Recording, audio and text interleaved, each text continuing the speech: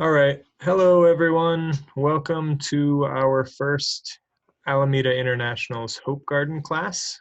We are so thankful that you guys are here with us today. This is Paul Fleischer talking to you. I'm going to take point on the first lesson, but we will have a whole group of us leading these classes as we move forward throughout the next few months. We hope you find them interesting and informative. Please tell your friends, and everyone is welcome.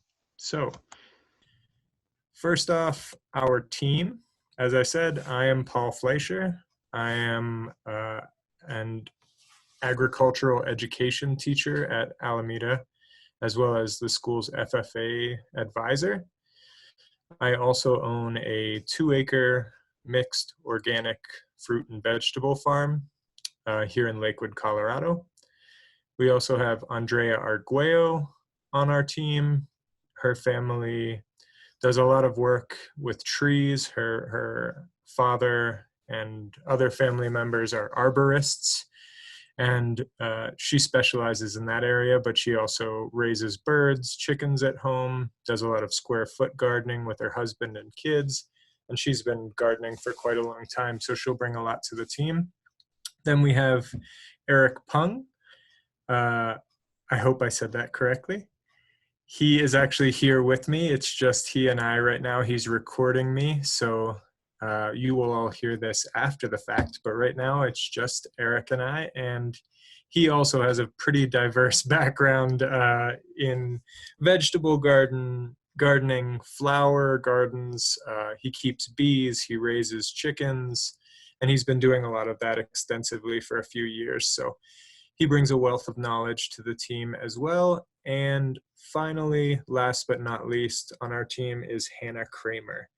She, unbeknownst to a lot of us, we just found out, has a background in, Eric, perhaps you can help me here. Is it mental health and plants? It's like horticultural therapy or something like that. Okay. Hannah, we apologize if we butchered that. We love I'm you, sorry. Hannah. We love you, Hannah. But Hannah has a background that involves botany, horticulture, and mental health.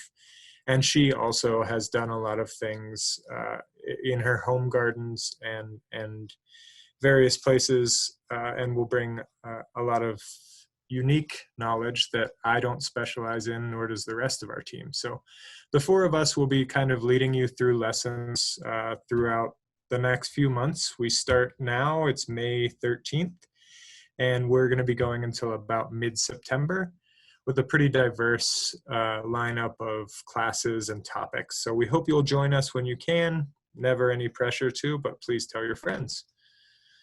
The class overview. So first off, as I just said, the class is open to everyone. All Alameda teachers are more than welcome, all Alameda staff, as well as our friends and family. Please tell anyone, don't hesitate to share the information. Eric has created a pretty amazing website. We have some social media aspects and Google Classroom, all types of things. Please share with anyone you know. We'd also love to have any students, maybe your children, anybody else that you know, and any community members. Everyone's welcome to join. The class is also for all experience levels. We range in experience levels between the four of us who will be facilitating the class. And we are going to be working with certain individuals throughout the class to kind of vary the instruction that we give. So whether you are a complete novice and have never grown any plants, or if you have lived on a farm, have a ranching background, have raised animals, grown your own food for years, we hope to be able to touch on all of those bases throughout the class. And there's going to be a lot of give and take based on what you suggest that we should speak about. So beginner or advanced, we hope to hit all bases, and we would love for you to join us whenever you can. The class is also going to be taught through various platforms.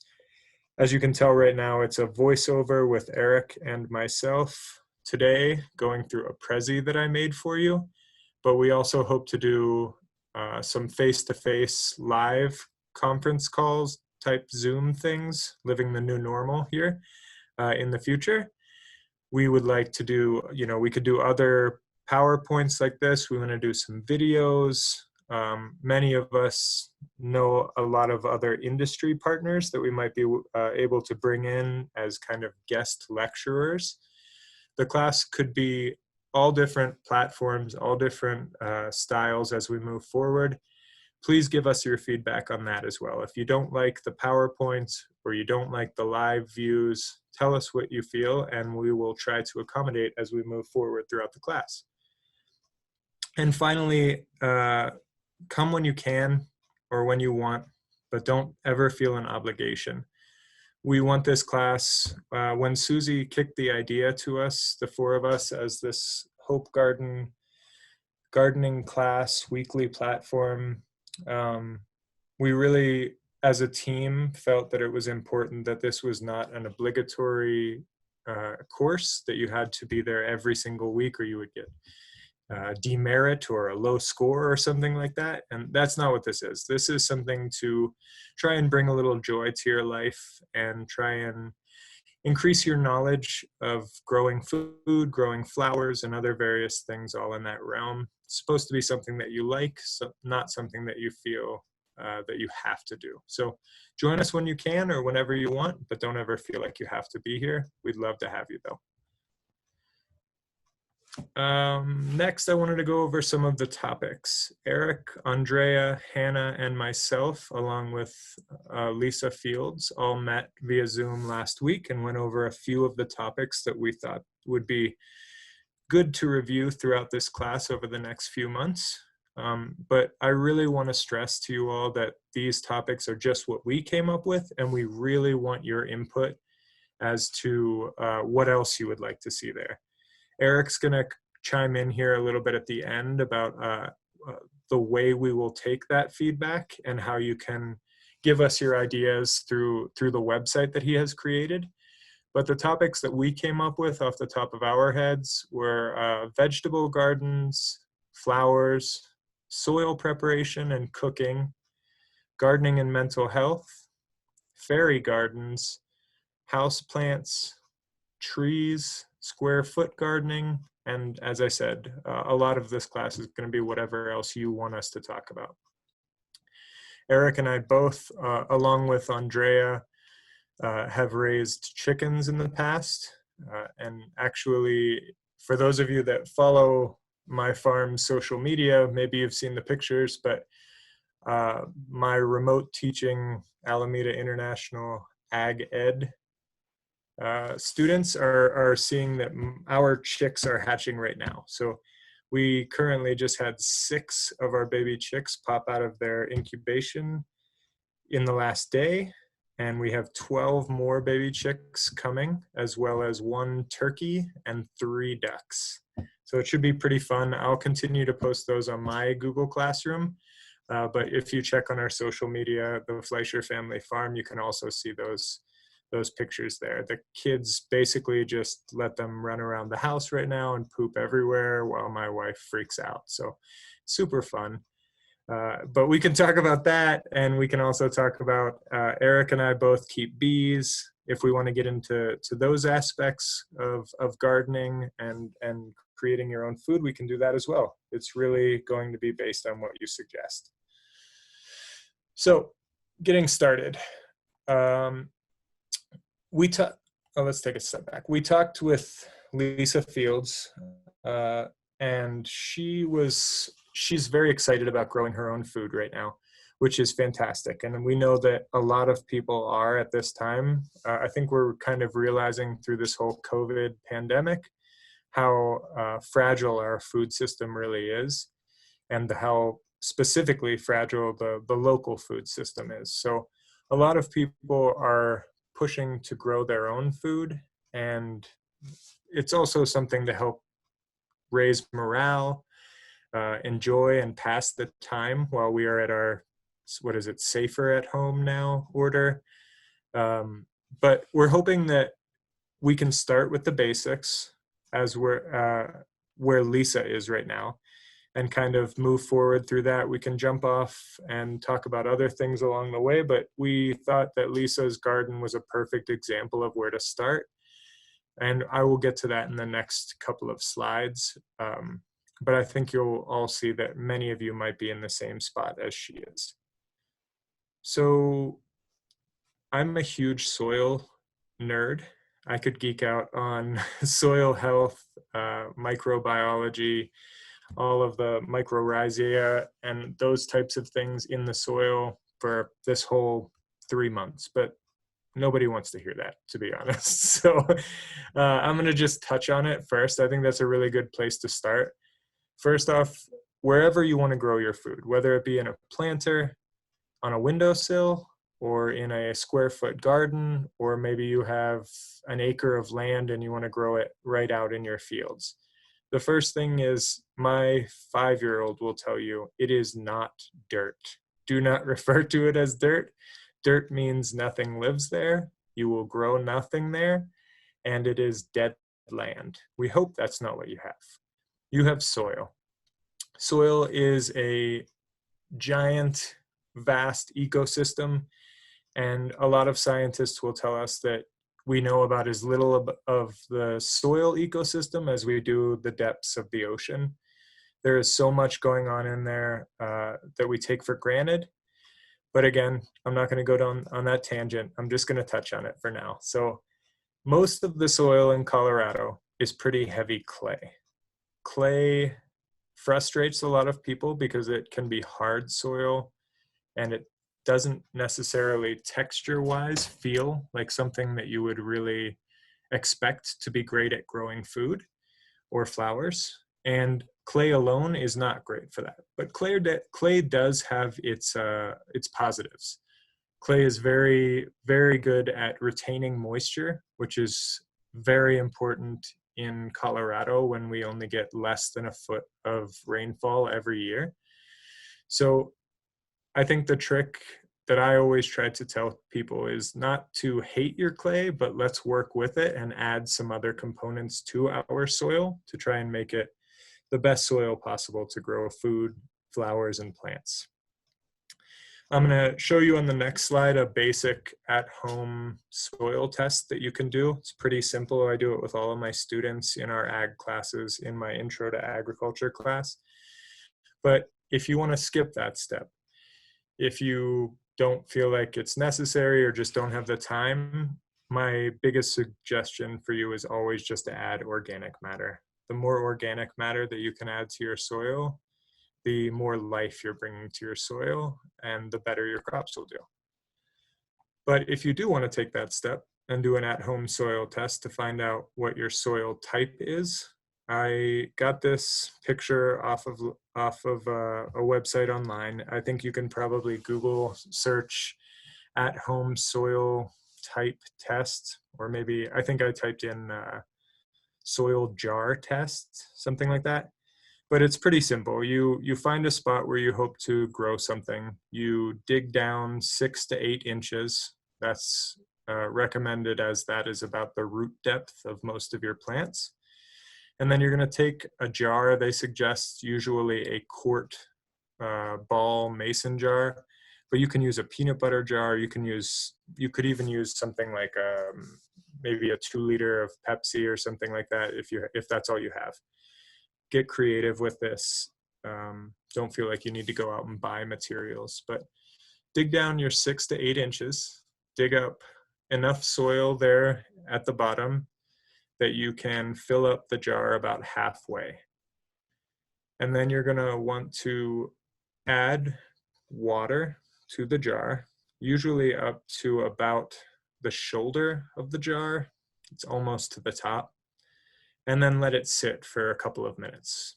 Just let the soil rest, let the water get to all aspects of the soil. Then go over to it again and shake it vigorously. Really shake it as hard as you can for about 3 minutes. And it seems really awkward. It's one of those things where you never realize how long 3 minutes is until you're doing something like this, and 3 minutes is a pretty long time. It's always the biggest moan and groan for all of my students every time we do this activity. Oh my God, mister, do I have to keep shaking? Yes, keep shaking. 3 minutes, please. It's not that long. But essentially, you will shake it 3 minutes, mix up all the particles of the soil, and then you set the jar down and let it rest for about 24 hours. Once you check back after 24 hours, you can see, as in this picture, you'll see layers in your soil composition. The sand always falls to the bottom because it is the smallest particles. The silt stays right in the middle, and then the clay is actually the biggest particles, so those will go all the way to the top. There might also be another layer above the sand, silt, and clay. It might be very thin, maybe it's even floating on top of the water, and that's usually your organic matter. It's not in this picture, but if you do have something floating or above the clay, then that's a good sign. But if you do this test, you can look at this picture. I believe we will post this Prezi on our website. Eric's giving me the thumbs up. So yes, that will be on our website. So you can refer back to this, or like I said, you could just go on Google and Google jar soil test, and it will give you the rundown. But it will kind of tell you if you have a sand, silt, or clay heavy soil. And then usually it follows it up with amendments that you could add to your soil to improve it. The recommended amendments that I always tell people to add to their soil, I'm a huge proponent of organic matter. We get about three trucks, each truck about 40 cubic yards of compost added to the farm every single year. And I spread that around. We have partnerships with 3 different animal farmers, a horse farm, a cow farm, and a goat farm. And we take all of their manure. Usually they drop it off about 3 times a year. And I also have a flock of about 30 chickens and 4 ducks, and I use all of that manure. I try to get as much organic matter into my soil as possible. I also do things like cover cropping, which is essentially growing something in the soil that I will eventually till into the soil, and it just adds nutrients to the ground. It doesn't actually produce anything that I harvest, but we could get into that later if that's something that you are interested in. But I specifically recommend these 2 products. They're readily available at Lowe's, at Home Depot, at Ace Hardware. I always find these specific brands at Home Depot. If you have a small square foot garden, or maybe even a window planter or something like that, buying a bag of this should go a long way for you. Eco Compost is a really good organic compost option, and I believe it's actually made here in Colorado. I'm not 100% sure of that, but a little bit of that really adds a lot of nutrients to your soil. And I think one of these bags that you can see in the picture maybe costs between $10 and $15. And then on the right, sphagnum peat moss is another really good option. This is something that it usually comes in a big brick, and you have to break it up, add some water to it, and then when you mix it around, it adds a lot of texture to your soil, so you can get a little bit more of that humus feel, the kind of like spongy type soil that a lot of people expect that they would like to plant into. So you can get, if you have a lot of land, you could call places like Ector's Garden Center. They make compost. Here at the farm, we get all of ours from a company called A1 Organics. They're fantastic. They will even give you their compost logs as to how it was created and what it was made from. But if you are on just a small plot, or like I said, a window garden, something like that, 1 bag of either of these would go a long way for you. Also, there are other soil tests you could do. This top one Eric, can you see my mouse when I move my mouse? Yeah. Cool. So this top one, it's called Rapid Test. You can get it on Amazon. I think it's like 11 or $12. I have several sets that we use with our students in the ag classroom, but it tests for all these things. The pH level is pretty important when you're trying to determine what type of soil you have. pH tells you whether you have an alkaline or an acidic soil. And then you will always see these three letters on any soil amendment that you ever put into the ground: N, P, and K, nitrogen, phosphorus, and potash. They're three of the most prominent um, elements that we look for in our soil tests. So the rapid test will tell you what your pH level is. Around a 7 is a neutral, and that's usually the range that you're going for. Whether you get higher or lower, you might have a very alkaline or a very acidic soil. So you're shooting for somewhere in the neutral range, which is about a 7. And then it will also tell you nitrogen, phosphorus, and potash. Nitrogen usually comes from your organic matter. And from doing consults with other home gardeners in the past, that's always what I see the most deficiency in, is the nitrogen, because there's usually not enough organic matter in the soil. So the rapid test, order it on Amazon. You can get it at some garden stores as well. It comes with multiple tests, and you can find out a lot about your soil. Or you could also do things like CSU does a very simple soil report for you. You basically dig up a small portion of your ground, send it into their labs, and maybe that one costs, I want to say like $60. It's just a little bit higher up from the rapid test. It gives you a little bit more information. These last two labs are the next level. That's kind of what we used. I used Ward Labs here at the farm this year and Logan Labs last year. I try to alternate my soil reports every year. I've chosen the CSU reports, Ward Labs, and Logan Labs, and I rotate every 3 years to see how my soil is improving. These ones are very, very detailed. They tell you the living organisms in your soil. They tell you all types of different things. My report was 17 pages long from Ward Labs, and it's very detailed. Probably don't need to get there yet. I would recommend the rapid test for the home testing. It's really simple to use. You can get it done in about 15 minutes. All right, so now let's move on to Lisa's garden. So she sent me these photos. This is the area that Lisa Fields is hoping to grow some food or flowers in this year. In speaking with her, she says it gets full sun for at least half of the day. And as you can see, it's a pretty large structure. We've got some gravel all around it, so it should have fairly low invasive weeds coming in. And it's already an established garden, which is a great opening place for Lisa to start. And I asked Lisa to kind of grab a handful of soil and take a picture of that for me. So you can see right here, it's hard to look too close at the soil, but I do see a lot of mulch in there. It does look like there's a lot of organic matter. And when I was looking at it really closely, it almost looked like I could see little pieces of white flecks, which usually indicates that you have some mycorrhizae or fungi in the soil, which is fantastic.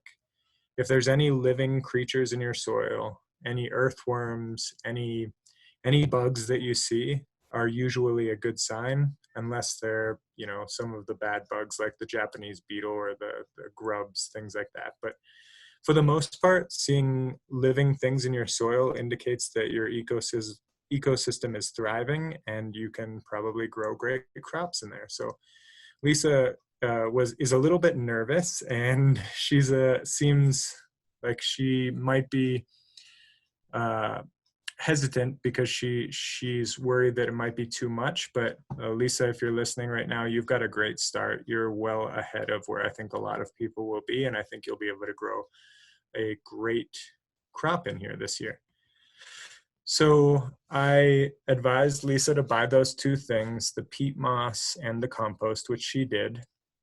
And then kind of where to begin. If you have something like that, I would imagine that a lot of us probably have a bed like that at our home or wherever we're living or growing, whether it's a community garden or what that might be. But you should always prep your soil first. Thoroughly cultivate your soil. And by cultivate, I mean to take out all the weeds and things that you don't want in the soil. Clear it of all debris. You could see in Lisa's picture, there were some tarps. There were some big sticks, pine needles I saw in there. Pine needles are not something, not something that you want in your garden. They are detrimental to growth. So take out the pine needles, take any big debris, any tarps, garbage, weeds, things like that. Take it completely out of your soil, and then amend your soil. And by amend, I mean to add the compost, add the peat, add the worm castings, add any of the things that you have that you're going to put into your soil to try and improve it. Once you've done that, it's kind of like an artist has a blank canvas and it's ready for your masterpiece. So then the biggest thing is, maybe you've already thought about this before you did the prepping, but you need to decide what you like to grow. So is it flowers? Is it perennial shrubs? Is it trees? Is it vegetables? Do you want a strawberry garden? What do you want to grow? I recommend that you kind of decide what plants are a priority to you, and then get on Google and just search the amount of space that you need. One of the biggest problems that I often see from people who don't know too much about gardening is they try to put too much in one space, and it kind of all just becomes this giant forest and nothing really thrives. If you're doing square foot gardening, which I think Andrea Arguello wanted to touch on here in the future, it's kind of a cool breakdown. That's another thing you could Google search, but it tells you how many of each plant you can grow in 1 square foot in your garden. And you'll see you can grow, maybe it's 20 carrots in a square foot. That's just a guess. But at the same time, you do not want to put 20 pumpkin seeds in 1 square foot. Pumpkins will take over a whole garden and they get huge. So think about what you want to grow, do a little bit of research on it and how much space it needs, and then think about how many plants you can get or how much seed you need. Then you would move to ordering seeds or buying plants. It's now May 13th, so we're pretty late in the season to start things like tomatoes, peppers, eggplants from seed. I started mine in the greenhouse at Warren Tech in the beginning of March. So quite a long time ago. And if you're trying to start them now, you might not end up seeing your first tomato until the end of September. And by that time, it could be close to a frost warning. So you might never get a tomato. So if you're looking for the nightshades, which are things like your tomatoes, your peppers, eggplants, whatever, you'll probably want to buy plants.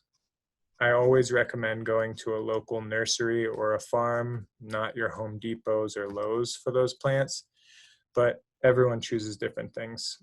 Price and location is a big factor. I just don't like the Home Depot plants because they often spray them with a lot of chemicals that affect our pollinators, and that's detrimental to the greater ecosystem. So if you're able, buy from a local nursery if you can. And then finally, just get growing. The best thing I always tell people about gardening is that it is every single day a learning experience. I have been an LLC growing food commercially for sale since 2015, and I learn something every single day. It's a trial and error process, and if you're afraid to fail, you're never going to succeed.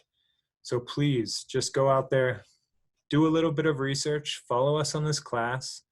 I know for me, I can't speak for the rest of the team, but I believe they're in the same boat as me, but reach out to me. You can come to the farm, see what I'm doing to grow my crops. You can email me, text me, call me, ask me any other questions throughout this, but you're just going to, at the end of the day, have to kind of try yourself.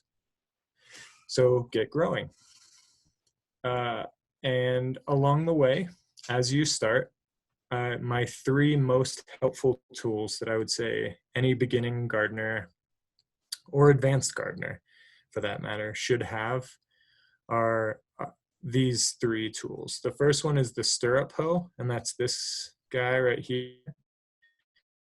It kind of looks like a horse stirrup. It's my favorite cultivation tool. It's basically a double-edged knife that you put right underneath the soil surface, and you push it and pull it back and forth to cut the roots of weeds. It usually fits really well between plants. It's pretty easy to work with, and no matter what your physical abilities might be, most people can handle a stirrup hoe. So you can get them at Home Depot, get them at Amazon, any garden store, all of those places would have those. They're a pretty common tool. I would definitely recommend getting one of those. A hard rake is a tool that I use every single day on the farm for so many different tasks. I have already this year broken 4 of them just because of how much we use them every single day. Whether it's bed prep or after you cultivate and you need to clear the beds, whether it's you can do things like cut little pieces of hoses and connect those to some of the tines to mark your area where you want to grow. It's a multi-use tool, but it needs to be in your kind of gardener's tool bag. And then finally, the watering wand is something that I often overlook. We have a tenant living in a tiny house on our farm, and she recently lost her job, so I gave her a row of growing space on our farm to try and help with financial aspects and help her grow her own food. I provided her with plants, gave her prepped the soil, did all of that, and then I just saw her out there 2 days later with a hose, just shooting the hose at it full blast. And it kind of made me scratch my head, but you don't realize that a lot of people just don't think about that. If you put seeds in the ground and then you shoot it with a hose nozzle full blast, those seeds are going to fly everywhere and you're not going to get any growth. The watering wand, again, you can get it for less than $25, and you can adjust the rate of water coming out, whether you want high pressure or low pressure, and it more mimics rainfall. So it's more natural and you'll get a much better germination rate using a tool like that rather than just spraying it like you would your sibling on a hot summer day. So please invest in those 3 tools. You could probably get all of them at Home Depot when you pick up your compost or peat moss. I bet you could get all of those tools for less than $60. And that is the end of my presentation for today. So I know it was really brief and we kind of just went over the basics, but that was our intro into what this class is going to touch on in the future. We really do want to hear feedback from you all as to what you would like to learn about in the future, what subjects we should touch on, what you would like us to go into greater detail for. And Eric's going to chime in here in just a second and kind of tell us how you can provide that feedback. And we're also working on an important aspect of this whole class. This whole class is funded from the 21st Century Grant. That's why Lisa's been working with us so closely. And essentially the class can't continue unless we have attendance. So if you are here and if you are learning anything and appreciate this class and want it to continue, we are going to develop a tool that lets you tell us you are here.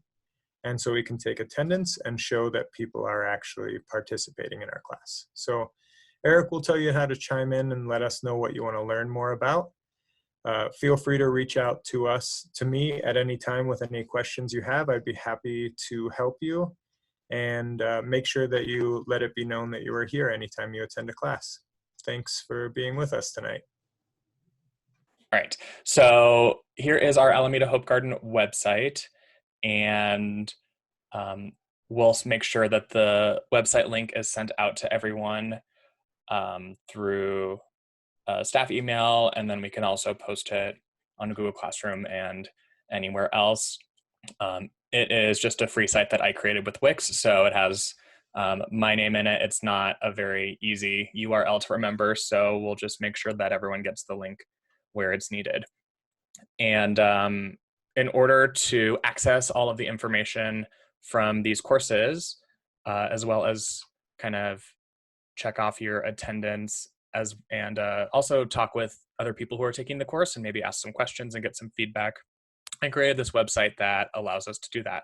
So on the Alameda Hope Garden website, we're going to go to courses. And when we go to courses each week, each unit will be posted. And what you'll be able to do is join that unit. You will create a little login on this website using your Google account. It can be your Jeffco Google, it could be your personal Google, doesn't really matter. Or if you don't have a Google account, you can use any type of email. And when you join that group, there is a kind of a home page where there is a stream where you can post pictures, post videos, type things, and react to other people. So if you have questions for us after the lecture is over, maybe you want to post a picture of like a before and after showing your progress, you can do that all within this unit. So since we were talking about soil this week, maybe if you want to post some pictures of your soil, maybe if you want to post a picture of your soil test that you did in your jar, you could do that here. If you have questions or you're not sure about something, this is a great place to kind of post that. We'll also post the video as well as any other material like the link to Paul's Prezi. If there's any PDFs or anything that you can download, we'll put those up here in the lectures and media section. And then you'll also be able to see the other members that are a part of this group. So like Paul said in the beginning, if you are able to join maybe for this first week, can't really do the second week, that's okay. You don't have to necessarily join the second week group. You could then join the third week. Or maybe there's a topic that you're not necessarily interested in. That's totally fine. Each one of these units is going to be its own separate kind of class. So that way you can kind of pick and choose what you want to do. And that way we'll be able to tailor each of the topics to those who are joining. So yeah, once you guys join, you can access all of this information. And each time you log in, you'll be able to kind of see if anyone responded to you or anything like that. So that's all here on this Hope Garden website, and we'll make sure that the information gets sent out to you. Thanks so much for joining this week, guys, and we'll see you later.